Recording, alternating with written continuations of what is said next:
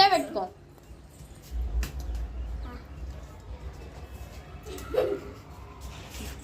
అంటే ఎంత కష్టపడి ఎవరు ఆడని చెప్పాను కదండి. నేను ఆడాను. బిస్కెట్ ఏది?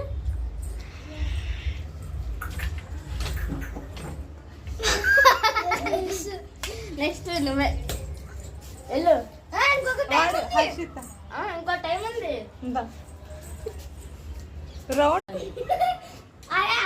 కావట్లేదు కానీ నేను చేశానుగా. అంతే అంతే వచ్చేస్తుంది.